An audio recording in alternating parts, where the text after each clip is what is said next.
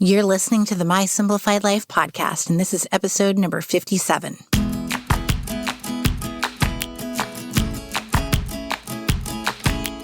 Welcome to the My Simplified Life podcast, a place where you will learn that your past and even your present don't define your future. Regardless of what stage of life you're in, I want you to feel inspired and encouraged to pursue your dreams, simplify your life, and start taking action today. I'm your host, Michelle Glogovac, and I'm excited to share my stories and life lessons with you while taking you on my own journey. This is My Simplified Life.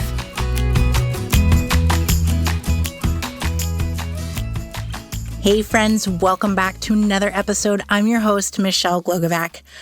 Boy, oh boy, it's like the year 10,000 of COVID and distance learning, it seems. And now we have an election, which is actually today, the day that the episode is airing. And it feels like, at least for me, I've lived an entire lifetime and not just 39 years. Friend, this is a tough season we're living in, and I think it's important that we not only acknowledge it, but we give ourselves some freaking credit and respect for not just living through this time, but for kicking some major ass while we're doing it. You are doing an amazing job. You really are. I hope you're telling yourself this because Lord knows I need to remind myself pretty much daily. I know I'm privileged in the fact that I make my own work hours, but even with my flexibility, things are hard. Kindergarten just implemented group reading lessons every afternoon, and do you know what that means? It means that I get to be the teacher from 12 p.m. on every single afternoon until we complete all of the lessons and then make sure that my son shows up for his group reading time. Listen, I didn't become a teacher for a reason. I like to think that I'm a patient person, but teaching a kindergartner is truly testing my patience in a whole new way. But we're getting through it. Even better, my son is starting to read, and even my 4-year-old is jumping in on the reading game and mastering it. That's incredible. Now stop and think for a minute if you're a parent. Think about all of the incredible things that you're doing.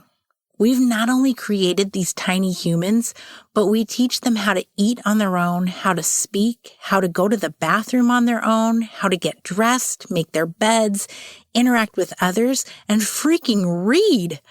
When you truly take a moment to consider what it means to raise a child, it's absolutely one of the most gigantic undertakings you can possibly do. And here we all are raising tiny humans in the middle of a pandemic and what is one of, if not the biggest elections of our lifetimes. When I thought about this solo episode, I thought back to a post I created on Instagram after a conversation I had with my friend Toby. She told me about a song by Chris Jansen called Normal People. It's a catchy country tune about how we're all normal people. We have mortgages, we get married, we have kids, we go to school, we go to church, we go to work, and we all live for the weekends. We are simply normal people. But then Toby said something that struck me hardcore, and it made me stop and really think. She said, "I don't want to be normal." Let that sink in for just a moment. I don't want to be normal. We then got into a deep discussion about how being normal has meant all that the song implies, and that it means that we've all gotten used to going to a job that we don't truly enjoy and literally live for our days off on the weekend. That's what we are considering normal in our world. If anything this year has taught us, it should be that our quote-unquote normal is not okay. We need to make some big changes in our lives and world, and every single one of us deserves to live for more than just the weekend. I don't want to be normal, and I certainly don't want my children or you to be normal. If we are normal, I want our definition of normal to be much better than what it is today. We need to redefine the word normal, and we need to do it today. I don't want to live only for the weekend. I want to live for each and every day. I don't want to just begrudgingly roll out of bed every morning. I want to be excited for a new day and to get to work on what I want to work on. I want to do work that is meaningful to me, Work that is changing the lives of others and has purpose in the world. Work that brings me not just financial freedom, but happiness and is something that I'm proud of. I want every single person in this world to enjoy what they do. Could you imagine if we lived every single day with a purpose and actually loving the work we do? Picture that for a moment. There would be such immense joy in the world if every one of us did a job that simply made us happy. The impact it would have on each of us as individuals and collectively as a group would be incredible. I want my children to understand that they can absolutely be anything they want to be. Fortunately and unfortunately, they are seeing that right this very moment. I don't mean to get political here, but the truth is the truth. And unfortunately, we have some rights as women and men, for that matter, that could potentially be taken away from us in the near future. And our country has taken a number of steps backward instead of forward. Fortunately, we also have, for the first time ever, a Black woman as a potential vice president. Now, here's what I don't like about how amazing and inspiring that is. Why in the hell shouldn't we have a Black woman running for vice president? It's freaking 2020. And this is how our definition of normal is messed up. When a white man runs for president, we certainly aren't all in awe of the possibility of him winning. So why should it be that way for anyone else, male or female, Black, brown, or any other color? It shouldn't be. The norm should be that if you're qualified and have the best interest of the American people in your heart and your mind and will make a serious difference and impact that benefits us all, then that is what we should be cheering on and in awe of. So damn straight that Kamala Harris is up there, and why shouldn't she be? She's educated, intelligent, and has experience. This shouldn't be a matter of gender or race, and that is what I'm teaching my children.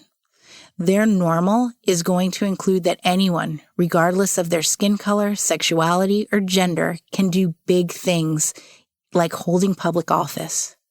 This is the kind of normal I want to live in. I firmly believe that it is up to us to create what normal is and what it looks like and what we want it to look like. Imagine what your perfect day would look like and work towards making that your actual normal day. Is it waking up leisurely, or is it getting up at 5 a.m. and cranking out a workout first thing? For me, it's getting up before anyone else in the house, having my coffee ready, and enjoying quiet time to think, journal, read, and simply be. Normal would be for me to do all of this on the deck of our beach house. The rest of the family would wake up, have some breakfast, take a walk with me on the beach before starting school and work. I'd then crank out a workout, take a shower, work on my business, record some episodes, have lunch overlooking the ocean, take some time to read a book, then do homework with my kids, prep dinner, and have a glass of wine watching the sunset with my husband while we talk about our day. I want that to be my normal day. I don't need to get excited for when Friday rolls around because I'm truly enjoying every minute of every day. This is what I want for my normal day. It sounds like a dream right now because it's simply that, but it's what I'm working towards. Even if we can't live out our normal that we want, we can work towards it in what we do every day. If you don't like what you're getting up to do every day for work, then I challenge you to find something that you do enjoy. I get that you can't just quit your job to go live out the dream job you want in most cases, but what about finding a hobby that involves what you love? If you love writing, then why not take some time every day to write? Get up 30 minutes early and start your day by doing something you love. You don't have to create a side hustle for yourself and go all out. Start small with something that makes you happy. Daydream about the life you want your kids to have, what kind of life you want to have.